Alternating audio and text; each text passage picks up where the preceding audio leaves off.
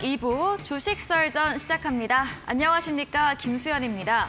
2부 주식 썰전에서는 전문가와 함께 시장에서 놓쳐서는 안 되는 투자 포인트에 대해서 깊이 있게 이야기 들어보겠습니다. 그리고 여러분의 종목 고민 해결해드리는 종목 상담 순서 기다리고 있고요. 마지막으로는 전략주 AS와 새로운 전략주까지 준비되어 있습니다. 그럼 먼저 종목 상담 참여할 수 있는 방법부터 소개해드리겠습니다. 문자 샵 3772번으로 오늘 함께하실 전문가 한결선 적어서 보내주시면 저희가 입장 가능한 채팅방 링크 보내드리고 있습니다. 그리고 포털 검색창에 슈팅스타 검색하시고 사이트에 들어오셔도 종목 상담 코너가 있습니다. 들어오셔서 종목의 이름, 매수하신 가격, 비중 3가지 올려주시면 방송 시간 통해서 종목 고민도 해결해드리겠습니다. 네, 그럼 오늘 주식 썰전 함께할 전문가를 소개합니다.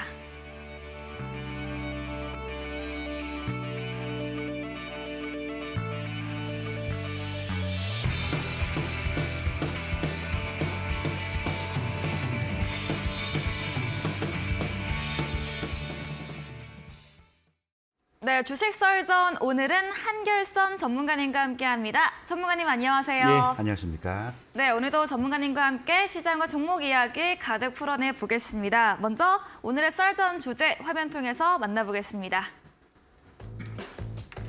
네, 첫 번째 썰전 주제입니다. 내일 새벽 2시경 FOMC 회의 결과와 파월 연준의장의 발언이 예정되어 있습니다. 이 시장에 촉각이 쏠린 미국 FOMC 회의, 시장에 대한 영향에 대해서 자세하게 이야기 나눠보겠습니다. 두 번째 썰전 주제입니다. 네, 올해 스페이스X, 원앱 등 해외 민간 우주 기업이 국내에 상륙한다는 소식이 전해졌습니다. 이에 국내 위성통신 시장 확대 기대감이 커지면서 오늘 관련주들 주가 오름세를 보였는데요. 스페이스X, 원앱 국내 진출, 관련주 기지개 현황에 대한 주제여도 자세하게 이야기 나눠봅니다. 네, 다음 썰전 주제입니다. 저점 확인하는 2차 전지주, 지금이 기회인가에 대해서도 이야기 나눠보시죠.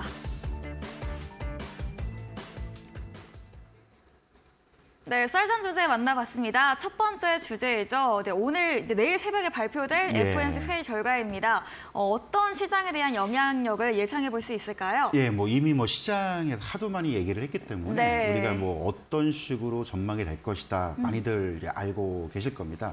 최근에 이제 미국 그 CPI 지수 등 소비자 물가 지수가 이제 좀 안정이 되고요.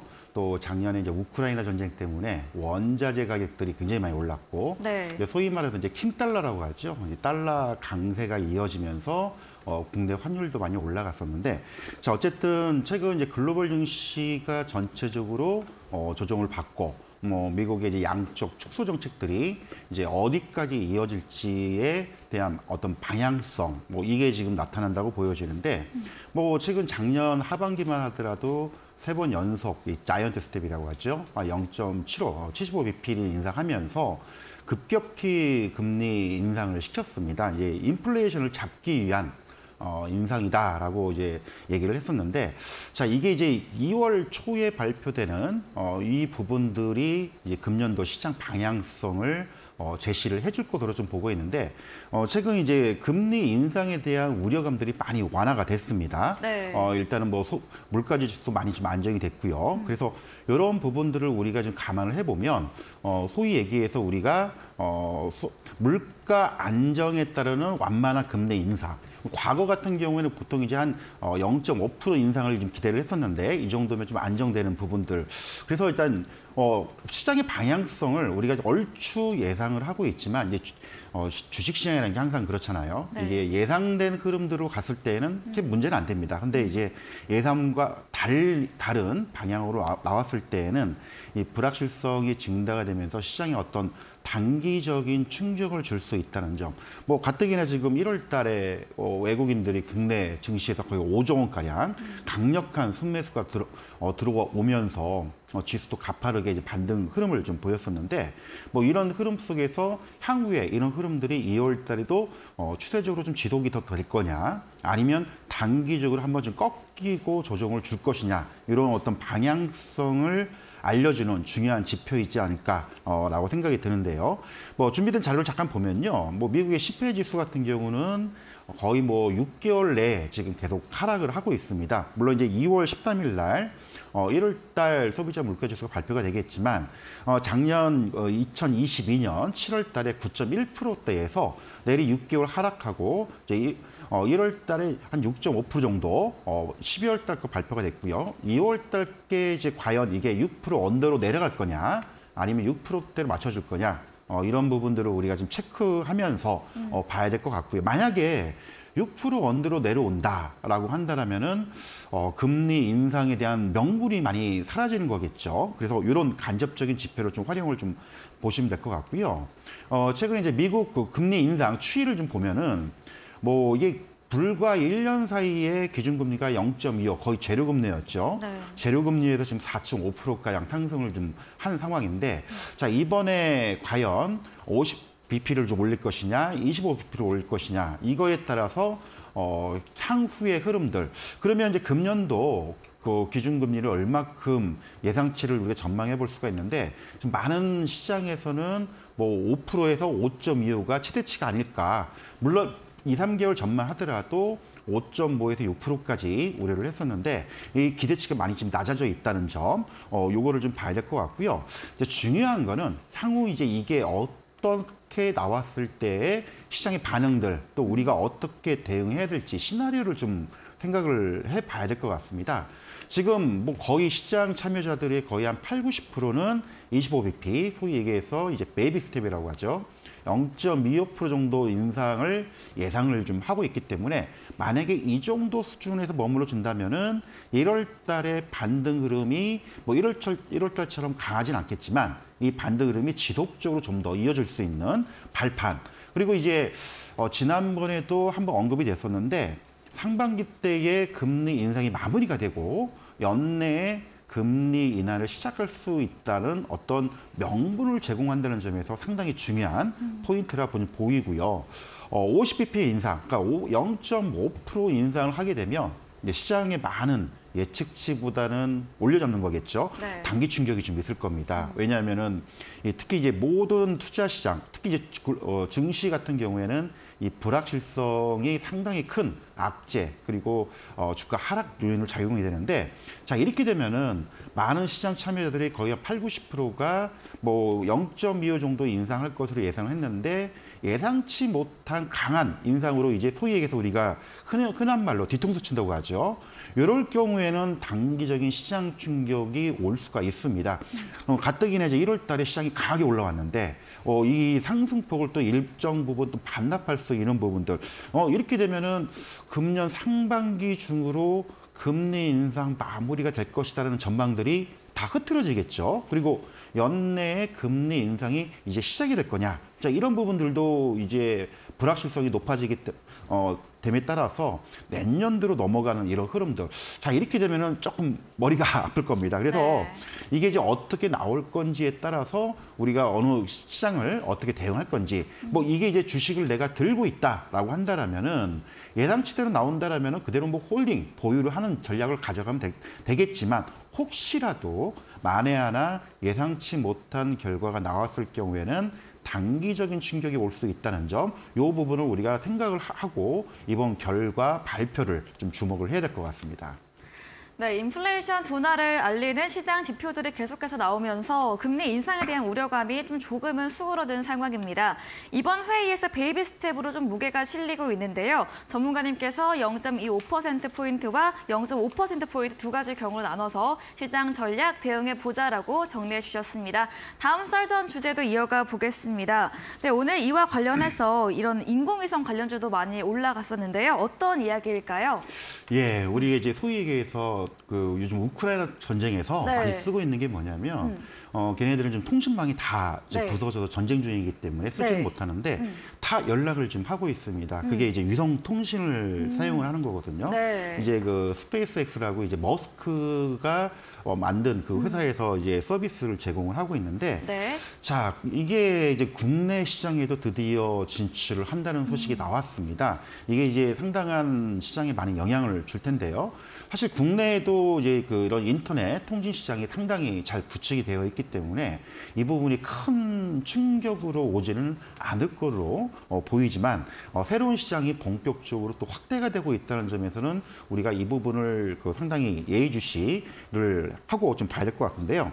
이제 발표된 자료에 따르면 이제 일론 머스크가 창업한 스페이스 X라고 하죠. 이게 이제 과학기술정보통신부 산하의 서울에 이제 전파관리소 이제 가락동에 있는데요. 모든 통신이나 기관 사업자들은 이 전파관리소의 설비나 사용 신청을 하고 승인이 나야 이게 상용화가 가능하거든요. 근데 이거를 지금 신청한다는 소식이 나왔습니다. 그래서 위성통신이라고 한다면 말 그대로 어떤 유선이 아닌 지상과 인공위성 간의 통신을 통한 인터넷 환경을 구축하는 건데 특히 이제 가장 많이 쓰이고 있는 게 선박들. 우리 이제 바다에 나가고 있는 선박들은 말 그대로 이런 위성 통신을 사용할 수밖에 없고요. 그리고 이제 산간 지역, 소위 얘기해서 유선 통신망이 구축이 되지 않은 이런 부분들. 그리고 이제 일부 이제 B2B 서비스라고 하는데요. 이제 기업 간에 상당히 이제 물류나 배달 서비스에서 네트워크망을 형성할 수 있는 이런 망으로 본다면은 상당히 시장이 점진적으로 새로운 시장이 좀 열리고 있다라고 좀 봐야 될 것 같은데요. 또 스페이스 X뿐만 아니고 영국의 본사를 둔 위닙도 국내 이제 위성통신 서비스를 시작하겠다라고 지금 발표가 나왔는데, 자, 준비된 자료를 보면요, 구조는 간단합니다. 소위 얘기해서 저궤도 위성이라고 하죠. 지상에서 한 2,000km 또 한 3만 km 사이에 있는 저궤도 위성을 쏘아 올려서 전 지구의 통신 네트워크를 구축한 다음에 이런 이제 무선 통신을 통해서 지상과 함께 통신 인프라를 이제 구축하는 형태입니다.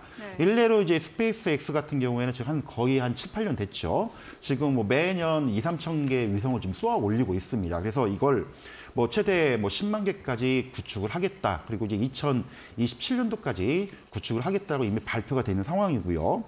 국내 업체들도 지금 상당히 좀 구축이 지금 진행이 되고 있는 그런 상황인데, 자, 국내 같은 경우는 사실은 이런 이제 위성 통신 쪽에 상당히 조금 아직은 이제 시작 단계라고 좀 봐야 될 그런 부분들.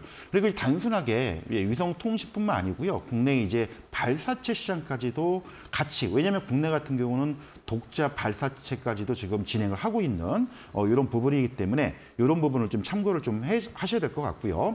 그러면 국내 이제 저궤도 위성 통신 사업들이 지금 어떻게 진행이 되고 있는지를 한번 좀 살펴봐야 될 것 같습니다.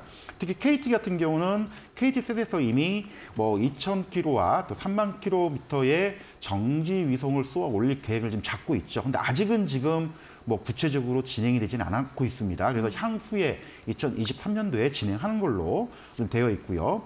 LG U+ 같은 경우는 특히 이제 우리가 5G를 넘어서 6G라고 하죠. 이런 이제 저궤도 위성 통신 네트워크망을 형성하는 이제 사업을 지금 진행 중에 있습니다. 그래서 아직은 이쪽 시장이 본격화되기에는 조금 시간이 필요하다는 점 좀 봐야 될 것 같고요. 하나그룹 같은 경우는 방산 기업으로 탈바꿈하는 것도 있지만 직접 발사체뿐만 아니고 위성 통신을 제작하는 서비스까지 해서 이제 2023년도부터 통신 위성을 독자적으로 발사를 해가지고 시범 서비스를 준비하는 계획을 좀 잡고 있고요. 이제 한국과컴퓨터 같은 경우는 이미 민간 저궤도 위성인 세종1호를 작년에 발사를 했습니다. 그래서 이제 이런 이제 사업들을 진행을 하고 있는데, 자, 글로벌 기업과 국내 기업들이 경쟁을 하기에는 아직은 많이 역부족인 상황이긴 하지만 이런 이제 위성 통신, 특히 이제 광케이블 시장들이 새롭게 성장하고 있다는 점, 그리고 이제 기존에 광케이블이 국내에는 많이 깔려 있어서 속도가 좀 느린 부분은 단점일 수는 있지만 산간 지역이나 해양, 그리고 이제 일부 기업들이 빠른 속도의 5G가 아닌 6G의 어떤 빠른 속도의 유선 통신망을 활용을 할 수 있다는 점은 상당히 긍정적인 새로운 시장의 어떤 성장 모멘텀으로 가져올 수 있지 않을까.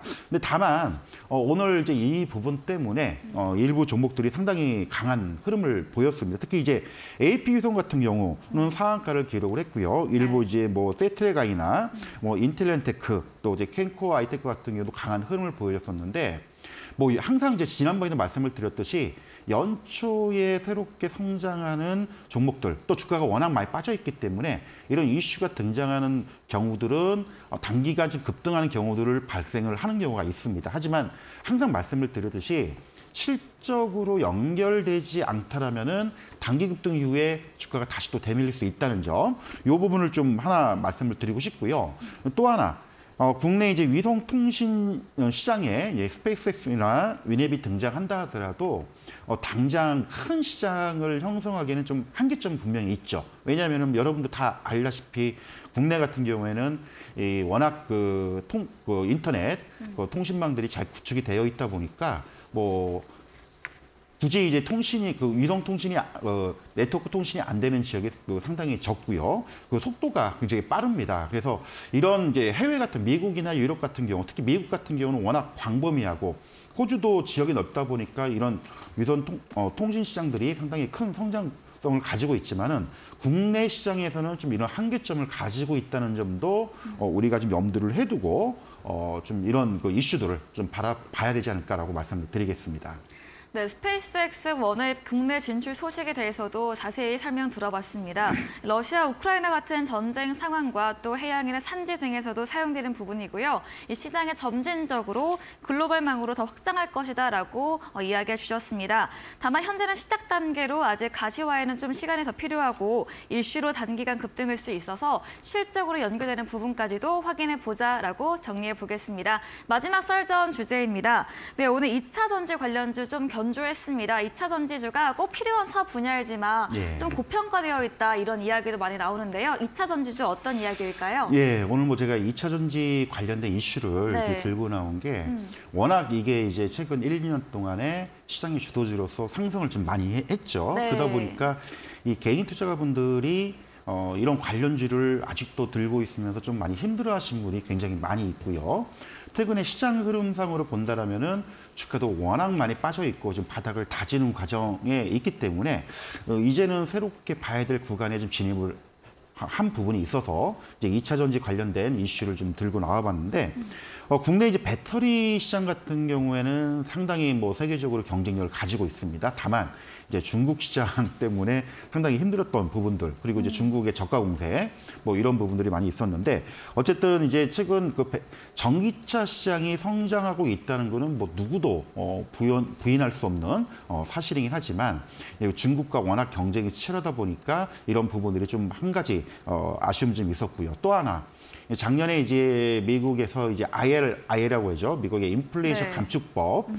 여기에서 이제 국내 업체들이 이제 보조금 지급 혜택에서 배제가 됨에 따라서 시장이 한번 출렁거렸습니다. 이것 때문에 주가가 좀 많이 빠졌던 그런 부분들. 근데 최근에 이제 보완책들이 좀 나오고 있죠. 원래 이제 정확하게 이 IRA를 살펴보면요. 미국산 전기차 구매 시 이제 연간 30만 불이죠. 이제 하나로 친다면 연봉 한 3억 6천 정도 소득 이하 가정에서 전기차를 구매했을 경우 한 7,500불 정도의 이제 보조금을 지급하는 정책입니다. 말 그대로 이제 워낙 원자재나 올품 인플레이션 때문에 가격들이 올라가다 보니까 이제 소비를 진작시키고 미국 내 어떤 생산 여력들을 확보하기 위한 이런 이제 정책들인데 사실 여기에 이제 한국과 일부 미국과 우호적인 나라가 제외됨에 따라서 되게 말들이 많았었죠. 근데 이제 약간 보완책들이 나오고는 있지만 아직까지는 그래도 미비한 그런 부분들. 다만 이제 미국과 FTA를 체결했던 국가에서는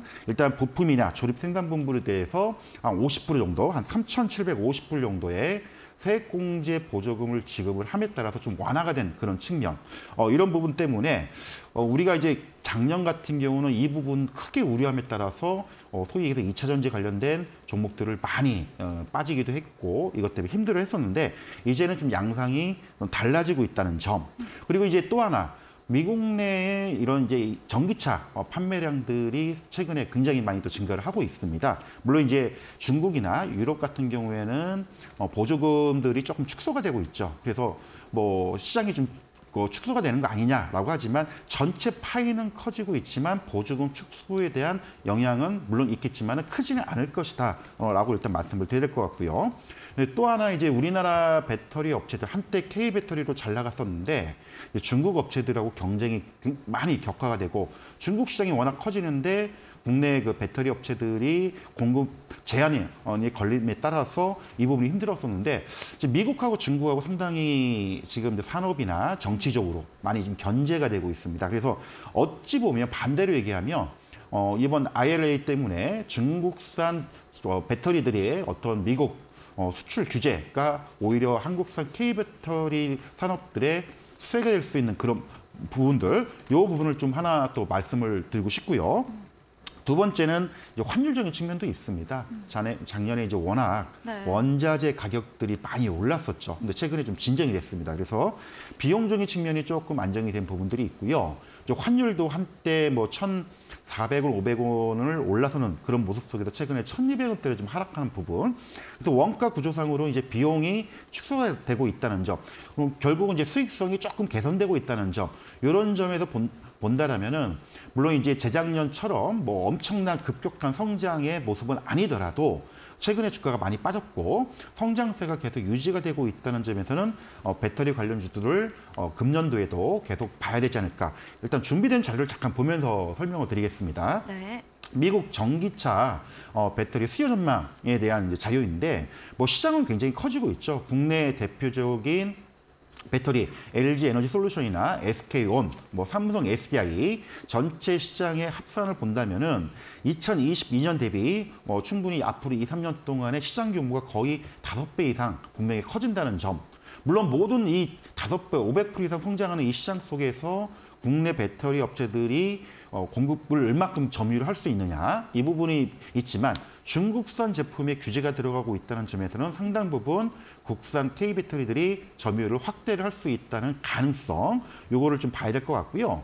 그리고 이제 많은 분들이 왜 이제 이런 부분들 그리고 이제 배터리 셀 업체도 있지만 소재 기업들도 우리가 좀 봐야 될 부분들을 말씀을 드리고 싶은 게 뭐냐면 원래 이제 전기차 배터리 구조를 보면요 한 3가지, 4가지로 나눠져 있습니다. 일명 일정 부분 양극재라는 부분이 있고요. 그다음에 음극재 그리고 이제 전기를 서로 통할 수 있는 전해액 부분 그리고 이거를 중간에 막는 분리막이라고 보통 표현을 하는데 자 그 중에서 양극재 부분이 원가 비중의 거의 한 40%, 45%를 점유할 정도로 굉장히 큰 비중을 차지하는데 국내 배터리 소재 업체들이 이 양극재 쪽에 상당히 경쟁력을 가지고 있다는 점, 이 부분을 좀 봐야 될 것 같고요.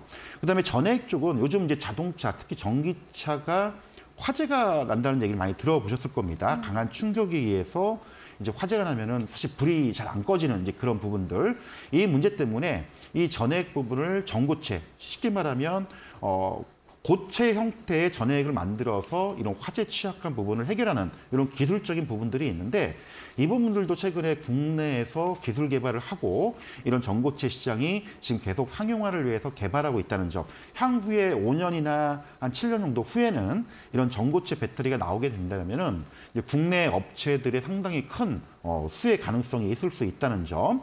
이 부분을 좀 하나 좀 말씀을 드려야 될 것 같고요. 네. 그다음에 이제 관련 2차 전지 소재 관련된 기업들을 좀 뽑아왔습니다. 이제 뭐 많은 종목들이 있고요. 우리가 주목해서 봐야 될 부분들이 있는데 아까도 말씀을 드렸듯이 양극재 부분이 거의 한 40% 점유를 원가에서 차지를 하고 있고요. 음극재 부분이 거의 한 30에서 35% 정도. 나머지 부분이 이제 전해액이나 분리막, 그다음에 전지박, 동박이라고 하죠. 이 배터리를 감싸는 이런 이제 알루미늄 호일이라고 보통 표현을 많이 하는데 이런 많은 소재 업체들이 있습니다. 물론 이제 셀 업체들도 있고 소재 업체들이 있는데 2차 전지 관련주 중에서 아무래도 중국과 경쟁 그리고 이제 최근 국내 K 배터리 업체들이 경쟁력을 가지고 있는 부분들이 이런 소재 쪽이다 보니까 이 양극재나 음극재 쪽을 많이 주목을 하게 되는데 뭐 대표적인 케이스가 이제 포스코 케미칼, 뭐 에코프로비엠, 뭐 LNF, 뭐 코스모 신소재 이런 양극재를 소재를 공급하는 회사들. 그다음에 음극재 같은 경우에는 뭐 대주전자재료나 SK 머티리얼, 한솔케미칼 이런 회사들이 있습니다. 근데 이런 회사를 제가 나열하고 말씀을 드리는 건요. 이게 작년부터 거의 1년간 내리 하락을 하고 있다는 거죠. 실적은 나쁘지 않아요. 물론 과거처럼 성장률이 뭐 1년에 뭐 200~300% 증가가 되는 게 아니고 뭐 금년도에도 못해도 한 100에서 150% 성장을 계속 하고 있는데 주가가 워낙 많이 빠졌다는 점, 이 부분을 이제 주목을 좀 해보자라고 좀 말씀을 드려야 될 것 같고요. 그 다음에 이제 마지막으로 네. 글로벌 이제 양극재 수요 전망을 잠깐 자료를 준비를 해봤는데 아까도 말씀드렸듯이 이제 양극재에도 이 소재별로 약간씩 차이가 있는데요. 우리가 흔히들 말해서 NCM 계열의 그 배터리 소재가 있고요. 또 NCN 계열, 그다음에 LFP 방식이 있는데 뭐 아시겠지만 배터리 소재, 리튬이라는 소재를 많이 사용하고 있다는 것은 알고 계실 겁니다. 그리고 거기에 이제 코발트나 망간이 들어가고 네. 특히 우리나라 같은 경우는 NCM 계열의 배터리를 많이 생산을 하고 있는데 가격은 비싸지만 고성능의 배터리를 생산할 수 있고 중국 같은 경우에는 LFP 방식, 쉽게 말하면 리튬 인산 처리라는 소재를 쓰고 있는데 이게 이제 성능은 떨어지지만 가격이 굉장히 쌉니다. 최근에 이제 그 테슬라가 이 LFP 방식의 배터리를 쓴다고 해서 한때 뭐 국내 배터리 업체 충격을 줬지만은 이런 부분이 좀 해결이 될 수 있다는 점, 요걸 봐야 될 것 같고요. 봐야 될 것 같은데 그래서 이제 이런 소재 업체들의 실적들이 나쁘지 않은데 주가는 작년에 굉장히 많이 빠졌다는 점에서 좀 주목할 필요가 있다는 점, 그리고 뭐 이런 양극재 관련된 또 그리고 리튬 관련된 그 가격 동향도 잠깐 준비된 자료를 통해서 설명을 드리고 싶은데 네. 한때 이제 사실 이쪽 같은 경우에는 중국 생산 물량이 거의 한 75%를 점유를 하고 있습니다. 나머지는 한 칠레 쪽에서 가져오고 있고요. 근데 최근 이제 포스코 케미칼이 뭐 아르헨티나에서 이런 리튬 호수를 또 개발하고 있고요. 일부 이제 국내에서도 리튬 광산이 발견됐다는 얘기도 나오고 있습니다. 결국 이렇게 되면 중국에서 전량 수입, 굉장히 많은 물량을 수입해 왔던 이런 리튬 소재들이 국내에도 생산할 수 있다는 점, 그리고 중국의 의존도를 줄일 수 있다는 점에서는 상당히 소재 관련된 기업들, 특히 이제 양극재뿐만 아니고 이런 리튬 소재 관련주들도 상당히 우리가 관심 있게 봐야 될 부분이지 않나라고 말씀을 드리고 싶은데 가격 동향을 잠깐 보겠습니다. 뭐 리튬 가격 같은 경우에는요, 최근 이제 2020년대만 하더라도 상당히 가격이 많이 빠져 있었는데, 네. 뭐 우리 이제 코로나 때문에 뭐 공급 양이 충분치 않다 보니까 이 가격이 엄청나게 폭등을 했었죠. 특히 중국 시장이 고공성장을 하다 보니까 중국 시장에서 수요가 폭발함에 따라서 가격이 엄청나게 올랐던, 최근에 좀 진정은 되고 있습니다. 하지만 아까도 잠깐 말씀드렸듯이 이게 중국에 의존하지 않고 국내 그리고 중국 이외의 지역에서 이런 소재가 공급이 되고 이거를 또 가공할 수 있는 국내 기업들이 상당수 있다는 점, 이런 부분을 본다면은 양극재 관련된 소재 기업들 그리고 리튬 소재 관련된 기업들이 주가도 많이 빠져 있고 금년도 실적 성장세는 여전히 괜찮다는 점, 특히 4분기 실적도 상당히 굉장히 좀 나와 있는 상황입니다. 그래서 관련주들이 주가가 많이 빠져 있는 상황이기 때문에 그동안 힘들게 보유를 하고 계신 분들은 지금은 절대 팔 때 아니다라는 거 말씀드리고 싶고요. 그리고 이제 우리 시장에서 우리가 좀 살만한 종목이 뭐가 있냐, 그리고 좀 금년도에 우리 성장주로서 볼만한 섹터가 뭐가 있냐라고 한다면은 여전히 배터리나 2차 전지 소재 관련된 기업들, 이쪽은 여전히 메리트가 있는 그런 부분이기 때문에 뭐 단기적인 측면을 떠나서라도 우리가 상반기 시장이 좀 안정화되고 바닥을 다진다는 측면에서 다시금 이쪽 종목군들이 시장을 주도할 가능성이 금년 상반기 중으로 상당히 있지 않을까라고 생각을 해서 오늘 그 2차 전지 관련된 지금은 기회이지 않을까라는 부분 좀 말씀을 드리고 설명을 드렸습니다. 네, 2차 전지 관련 부분 기회이지 않을까라고 먼저 정리해 보겠습니다. 국내 배터리 시장이 중고 저가 배터리 경쟁과 또 작년 미국 인플레이션 감축법에 지원 배제되면서 힘들었었는데요. 하지만 미국 내 전기차 배터리 수요가 계속해서 증가하고 있고요. 또 보조금 축소 영향은 크지 않을 것이다라는 의견과 함께 또 중국과의 미국과의 견제 관계에서 오히려 한국 배터리가 수혜가 되지 않을까, 이런 이야기 들어봤습니다. 양극재나 소재 리튬 등 다양한 부분에서도 자세하게 설명해 주셨습니다. 종목이었습니다. 이야기해주신 한결선 전문가님과 방송 이후에도 더 많은 이야기를 나누고 싶으시면 문자 샵 3772번으로 한결선 적어서 보내주시면 저희가 입장 가능한 노란 톡방의 링크를 보내드리고 있습니다. 그리고 화면 하단에 QR코드도 보이시죠? 휴대폰 카메라로 찍으시면 입장 가능하니까요. 들어오셔서 전문가님과 시장과 종목 대응 더 얻어가 보시면 좋겠습니다. 저희 방송 직후입니다. 9시부터 한결선 전문가님께서 무료 온라인 공개 방송도 준비하고 계시는데요. 오늘 어떤 주제인지 한번 들어보도록 하겠습니다. 예, 뭐 최근 이제 춘절도 끝났고 네. 중국이 이제 코로나 정책을 이제 해제를 하고 있는데 국내에서 마찬가지입니다. 마스크를 이제 해제를 했는데 중국이 본격적으로 돌아가게 된다면은 아무래도 국내 시장에도 많이 영향을 미칠 것으로 보입니다. 그래서 이 중국의 어떤 경기 회복 가능성, 거기에 따른 어떤 수혜주들, 물론 이제 약간의 2차 전지 소재 관련주도 경쟁 관계에 있다 보니까 이런 부분들이 있는데 요거와 관련된 부분들을 좀 자세하게 설명하는 방송을 좀 진행할 테니까요. 시간 되시는 분들 많은 참여 좀 부탁드리겠습니다. 네, 잠시 후 9시부터 이어지는 한결선 전문가님의 무료 온라인 공개 방송에서는 이 중국 경기 회복과 함께 수혜받을 수 있는 종목에 대한 주제로 자세하게 이야기해 주신다고 합니다. 포털 검색창에 슈팅스타 검색하시고요. 사이트에 들어오시면 한결선 전문가님 사진 바로 아래 방송 입장 가능한 버튼이 있습니다. 클릭하시고 참여해 보시고요. 저희 방송 후반부에 전략주에 대한 힌트를 제공해 드리고 있습니다. 힌트를 들어보시고 정답을 아시는 분들도 9시 무료 온라인 공개 방송에 들어오셔서 채팅창에 정답 올려주시면 저희가 추첨 통해서 커피 쿠폰도 보내드리겠습니다. 여러분의 많은 참여를 기다리고 있겠습니다. 네, 저희는 다음 코너 전략주 AS로 돌아오겠습니다.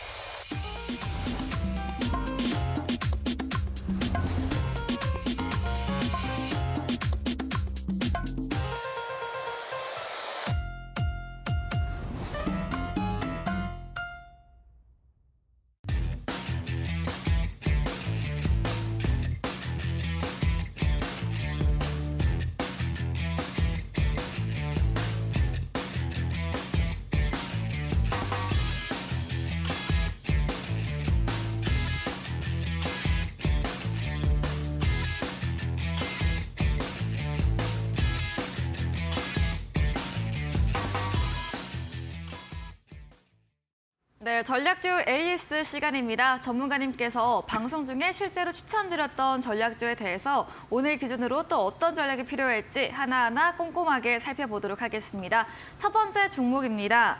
26일 지난 방송 추천 종목이었습니다. 로봇 관련주 로보티즈인데요. 이미 많이 올라서 더 올라갈 수 있을까 했는데 수익률이 15%를 달성을 했습니다. 로봇 관련주 좀 없으시면 너무 소외감을 많이 느끼실 것 같습니다. 맞습니다. 네, 로보티즈 어떤 전략 필요할까요? 네, 1월 달에 우리가 이제 주도 섹터 종목이라고 이제 빼놓지 않고 얘기했던 게 로봇하고 소위 해서 인공지능, 특히 이제 챗 GPT 관련주들이 1월 달 시장을 뭐 이끌었다라고 해도 과언이 아닐 정도인데 이제 로봇 관련주들이 이렇게 부각되는 이유 중에 하나, 뭐 이미 세스 2023에서 발표한 부분도 있지만 이 삼성이 레인보우 로보틱스의 본격적인 투자 소식이 알려지면서 이제 본격적으로 로봇 시장이 성장하는 거 아니냐라는 이런 기대감도 상당히 반영이 됐다라고 봅니다. 이미 이제 현대차 같은 경우에는 작년도에 미국의 이제 보스턴 다이내믹스사에 로봇회사를 인수하면서 소위 얘기해서 이제 협동 로봇이라고 하죠. 사람이 하지 못하는 사람과 같은 기능을 하면서 사람을 대체할 수 있는 이런 협동 로봇 쪽을 상당히 그 개발을 진행하고 있는데 삼성도 레인보우 로보틱스가 이런 협동 로봇 쪽 진출, 그다음에 이제 확대를 좀 하고 있고요. LG 같은 경우에는 이제 산업용 로봇 쪽으로 많이 투자를 하고 집중을 좀 하고 있는데 워낙 이제 그 협동 로봇 쪽의 주가가 워낙 고공행진을 함에 따라서 뭐 추격 매수는 결코 바람직하지 않기 때문에 후속으로 좀 더 갈만한 종목이 뭘까라고 했을 때 이제 이 산업용 로봇으로서 로보티즈를 말씀을 좀 드렸을 겁니다. 로보티즈 같은 경우에는 기존의 이제 산업용 로봇뿐만 아니고 이제 특히 이제 로봇에 들어가는 감속기라고 하죠. 이 관절, 사람의 관절 부분에 해당하는 부품을 만들고 있는 회사이기 때문에 로봇 시장이 성장하면 같이 성장할 수밖에 없는 그런 측면들, 기술적인 부분도 같이 말씀을 드려야 될 것 같은데요. 지난번에 이제 말씀을 드렸을 때가 가격이 이미 양봉이 지금 나오면서 올랐기 때문에 조정 시에 좀 매수를 해보는 게 어떨까. 일단 방송에서 제시하는 거는 시초가 이하기 때문에 사실 좀 조심스러웠는데 그 다음날 당일날 이제 시초가 당일날 슬쩍 오르고 다시 밀렸었죠. 그러다가 이제 다시금 상승 흐름 이어졌고 일단 1차적으로는 제시했던 목표가를 일단은 뭐 33,000원대로 올라선 그런 모습. 근데 이제 아직 추세가 꺾이지는 않은 것으로 일단 보여지고 있습니다. 다만 이제 단기적으로 시장이 좀 워낙 따지고 보면은 로보티스 같은 경우에도 24,000원대에서 3만 원대, 얼추 한 25%가량, 30%가량 단기적으로 올랐기 때문에 시장이 살짝 조정을 주거나 전체적인 투자 심리가 조금 위축이 될 경우 차익 물량이 나올 수 있다는 점을 항상 염두를 좀 해야 될 것 같습니다. 그래서 일단 뭐 이익 실현을 하시고 차익 실현을 하신 분들도 계시겠지만 일단 3만 원대를 이탈하지 않는다라면은 조금 더 지켜보시는 것도 나쁘지 않을 것 같고요. 만약에 조금 더 좀 불안하다라고 하시는 분들은 1차 목표가를 일단 터치를 했기 때문에 뭐 최소한 반절 정도는 이익 실현을 하시고 요 31,000원대 지난번 그 양봉이 나왔던 요 구간대가 오늘 살짝 아래 터치했다가 좀 다시 반등을 주긴 했는데 요것만 이탈하지 않는다라면은 좀 지켜보는 전략. 로봇 관련주가 워낙 많이 갔기 때문에 좀 부담스러운 건 맞지만 아직 소위 얘기해서 산업용 로봇 쪽, 특히 산업용 로봇의 부품을 공급하고 있는 회사들은 로봇 시장 성장했다는 수혜를 받고 있다는 점에서 본다라면은 로보티즈가 아직 꺾이지는 않았다는 거, 요거를 좀 말씀을 드리고 싶습니다. 네, CES 2023의 주목과 함께 이 삼성전자 대기업의 로봇 관련주 투자로 상승 바람이 크게 불었던 테마입니다. 사람의 관절에 해당하는 로봇 부품 생산하는 기업 로보티즈이고요. 그렇기 때문에 로봇 사업 상승과 동반될 수밖에 없다 이야기해 주셨습니다. 기술적으로 아주 추세는 꺾이지 않았고 조정이 나오면 매수도 유효하지만 이 3만 원선 이탈하지 않으면 계속해서 홀딩도 의견 주셨네요. 다음 종목입니다. 지난달 21일에 매수했던 코난 테크놀로지입니다. 좀 말하기가 너무 어마어마한 종목입니다. 예, 전문가님께서 너무 올라서 약간 걱정된다라고 하셨는데 또 올랐습니다. 예. 네, 어떻게 이렇게 들고 계시는 분이 계셨을까요? 쉽지는 않았을 거 보고 있고요. 그때도 말씀을 드렸듯이 뭐 부분적으로 이익을 챙기면서 이거 소량만 가지고 가면 모를까 이거를 계속 들고 가기는 좀 부담되지 않을까. 일단 뭐 기술적인 부분 보면서 좀 설명을 드려야 될 것 같은데 챗 GPT가 12월 중순에 제가 이제 자세하게 설명을 드렸고요. 특히 이제 오픈 AI가 개발하면서 3.5 버전 출시가 됐고 이게 출시 열흘 만에 100만 명. 지금 뭐 얘기 들어보니까 사전 가입자가 1,000만 명가량 증가됐다는 얘기를 들었고요. 또 하나 또 이슈가 됐던 거는 엊그젠가요. 그 윤석열 대통령이 이 챗 GPT 관련된 이 뉴스가 한번 나왔었습니다. 그래서 그것도 상당히 사회적으로 좀 이슈가 됐다는 부분들. 자, 이러다 보니까 중국에서도 이런 그 챗 GPT 관련된 AI 솔루션을 개발을 해서 상용화를 시키겠다. 그러면서 지금 굉장히 열풍을 불었습니다. 그래서 코난 테크놀로지가 주가가 지난 12월 중경에 얘기를 드렸을 때만 하더라도 23,000원, 24,000원대 상당히 저점권에서 완만하게 움직였던 이제 그런 부분들인데 1월 달 들어오면서 고공행진을 했죠. 아까도 말씀드렸듯이 이게 이제 바람몰이라고 하죠. 예, 이슈가 등장하다 보니까 이쪽으로 돈들이 뭐 다 몰렸습니다. 굳이 뭐 코난 테크놀로지뿐만 아니고요. 뭐 솔루특수나 그다음에 셀바스 AI 뭐 이런 종목들도 최근 거의 뭐 2배 이상, 100% 이상, 150% 이상 상승한 이런 이제 열풍이 불었기 때문에 많이 올라서 좋긴 한데 우리가 이제 흔히들 이제 투자자들 세계에서는 이런 종목들은 지금은 보유자의 영역이지 매수자의 영역은 아니라고 얘기합니다. 많이 날아가도 좋긴 하지만 항상 우리가 이제 증시 경험에도 그런 말이 있죠. 산이 높으면 골짜기도 깊다는 말이 있습니다. 당장의 어떤 실적에 기반돼서 올라가는 건 좋은데 뭐 시장이 성장하는 거 분명히 맞죠. 하지만 당장에 이 부분들이 가시화되려면 분명히 시간이 필요하고 있다는 점. 결국은 주가가 가는 건 맞지만 단기간 고공행진 너무 많이 올랐다는 점에서는 일단 부담이 될 겁니다. 어쨌든 지금 10만 원 터치를 하고 오늘도 12만 원 터치 찍고 오늘 종가는 10만 6천 원. 거의 한 뭐 400% 상승을 했기 때문에 네. 아까도 말씀을 드렸듯이 날아간 건 좋은데 너무 많이 날아갔다는 점에는 부담이 되고요. 이제는 보유자의 영역이고 매수자의 영역이 아니기 때문에 뭐 이거를 들고 있자는 분들은 아쉽지만 지금은 쳐다볼 때는 아니라는 거. 만약에 들고 계신 분들 지난번에도 말씀을 드렸듯이 2차적으로 제가 말씀을 드렸던 가격대는 거의 한 8만 5천 원, 9만 원인데 네. 이미 돌파를 해버렸습니다. 네. 그래서 지금은 고점이 어딘지는 이제 아무도 알 수 없는 뭐 신의 영역으로 됐기 네. 때문에 뭐 이 부분 어디가 갈지는 저도 장담을 할 수 없겠지만 얼추 지금 뭐 8, 9분응선은 다 왔다는 점. 그리고 오늘 그 대량 거래가 나오고 도지형이라고 하죠. 윗꼬리가 긴 이런 양봉 형태가 나온다는 거는 차익 물량도 상당히 많이 나온다는 겁니다. 그럼 결국은 이제 여기서 뭔가가 조금 악재가 나오거나 주가가 흔들리게 되면 소위 얘기해서 이제 이익 실현 을 하고자 하는. 왜냐하면 뭐 4만 원대, 5만 원대 잡았던 분들도 거의 뭐 100% 이상 수익을 났기 때문에 요 차익에 한꺼번에 몰려버리게 되면 단기간 급락할 수 있다는 점. 네. 언제 그게 나올지는 모르기 때문에 지금은 조심해야 되고 보유자의 영역이라는 점 말씀을 드리고 싶고요. 이거를 뭐 새롭게 여기서 추격 매수하는 거는 뭐 주식 매매자의 어떤 기본은 절대 아니라는 점. 네. 이거를 좀 말씀을 드리겠습니다. 네, 챗 GPT 관련 호재들이 계속해서 나왔고 여기에 중국발 챗 GPT 관련 상용화 소식까지 더해지면서 계속해서 시세 분출을 했습니다. 하지만 AI 관련 열풍은 실적이 아닌 이슈로 움직인 만큼 너무 무섭게 올라서 보유자 영역으로 정리해 주셨고요. 오늘 또 윗골이 길게 나온 만큼 계속해서 좀 보수적으로 이제는 바라보자라고 정리해 보겠습니다.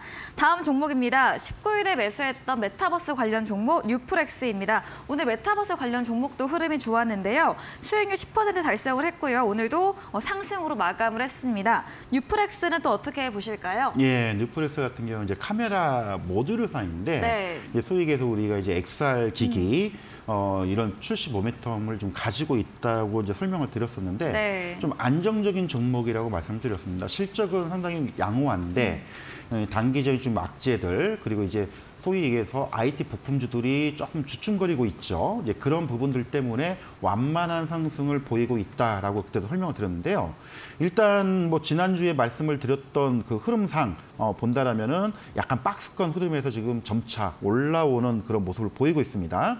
일단 뭐 6,000원 뭐 중후반대 6,500~600원대를 좀 야금야금 올라오고 지금 7,000원대로 올라왔는데 이제 갤럭시 S23이 지금 이제 아마 이번 주에 본격적인 언박싱 행사가 아마 진행이 될 겁니다. 그리고 본격적인 판매 지금 예약들을 지금 진행이 되고 있는데 뭐 얼마큼 흥행을 할지 과거처럼 폭발적인 그 성장세를 보이지는 않을 것으로 보입니다. 하지만 이제 카메라 모듈 쪽, 특히 이제 카메라 성능의 고사양을 채택하고 있다는 점에서는 누피렉스도 상당히 좀 카메라 모듈 회사로서 수혜를 받을 수 있다는 부분, 요거 하나 좀 봐야 될 것 같고요. 최근에 베트남 공장이 또 본격화 가동이 됨에 따라서 4분기나 특히 상반기 실적도 상당히 양호하게 나오고 있습니다. 그래서 이런 실적 모멘트를 본다라면은 단기적으로 본다면 충분히 뭐 한 7,000원 중후반까지도 우리가 노려볼 수 있는 일단 1차적으로 제시했던 가격들 한 7,200원, 300원 정도로 충분히 올라올 수 있다 보고 있고요. 제가 이제 조금 가늠해보고 싶은 거는 지난번에 7,500원대에서 한번 좀 출렁거렸기 때문에 요 구간까지는 크게 어렵지는 않게 올라오지 않을까. 다만 이제 이 종목이 뭐 급등주나 그런 성향은 아니기 때문에 완만한 상승을 보일 수는 있겠지만 요 구간대 매물대까지는 올라온 이후 또 새로운 어떤 재료 이슈 이런 게 나와주면 요 매물대를 돌파할 수 있는지 이 여부를 좀 전 개인적으로 보고 싶은데요. 그래서 혹시 이 종목을 들고 계신 분들은 뭐 지금은 그냥 느긋하게 편안하게 보는 그런 과정이라고 좀 설명을 드려야 될 것 같아서 뭐 이거는 꼭 이번 주뿐만 아니고 다음 주까지도 우리가 좀 계속 살펴보면서 완만한 상승 흐름 이어지는지 체크해보자라고 좀 말씀을 드리겠습니다. 네, 카메라 모듈 XR 메타버스 관련주 뉴플렉스였습니다. 실적에 받쳐주는 안정적인 종목이고요. 박스권에서 올라오고 있는 모습 보이고 있고 또 새로운 갤럭시 모델 공개와 함께 이 카메라 부분 수혜도 예상이 되면서 7,000원 중후반까지 느긋하게 지켜보자라고 의견 주셨습니다. 네, 저희는 다음 코너 도전 상한가로 돌아오겠습니다.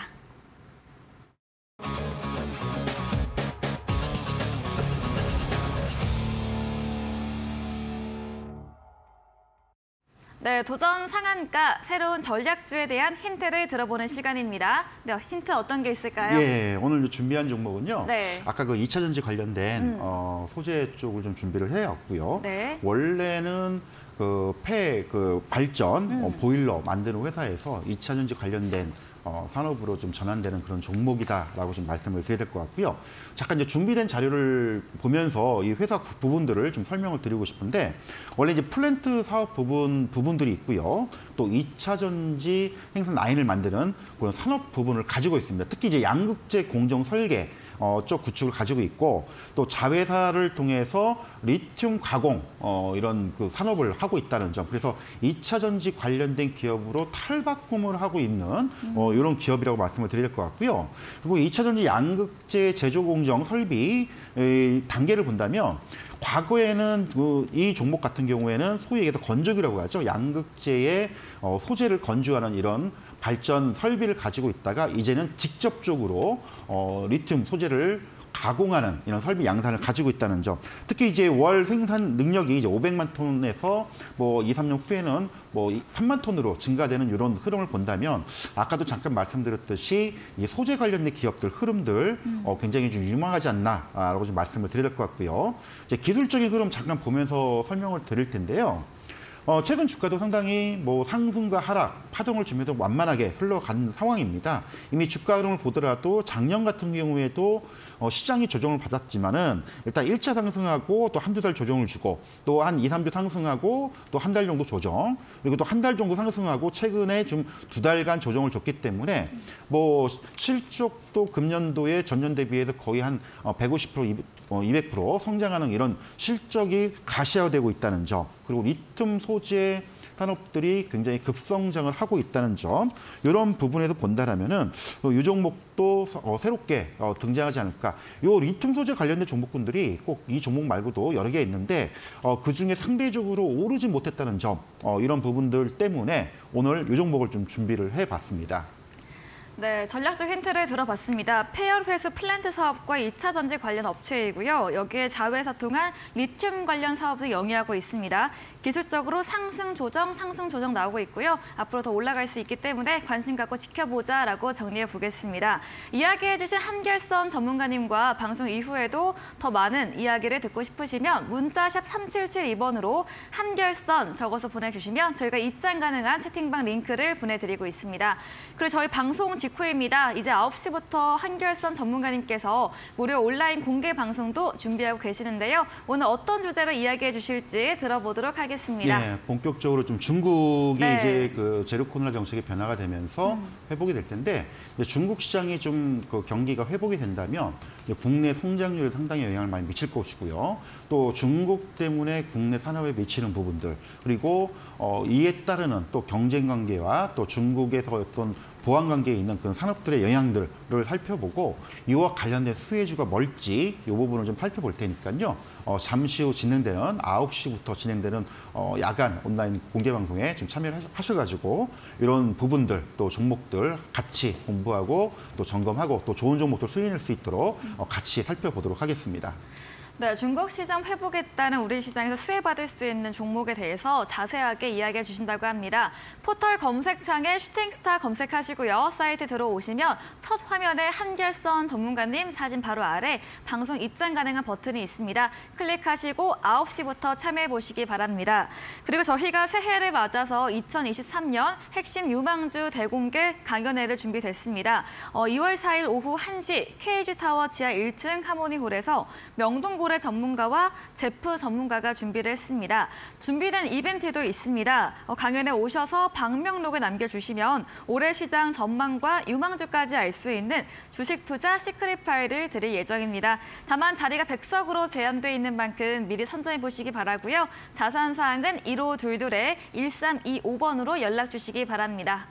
네, 오늘 저희가 준비한 내용은 여기까지입니다. 본 방송에서 제공해드린 정보는 투자 판단에 대한 조언일 뿐이라는 점 유의해 주시기 바랍니다. 오늘도 끝까지 함께해 주신 여러분 진심으로 고맙습니다.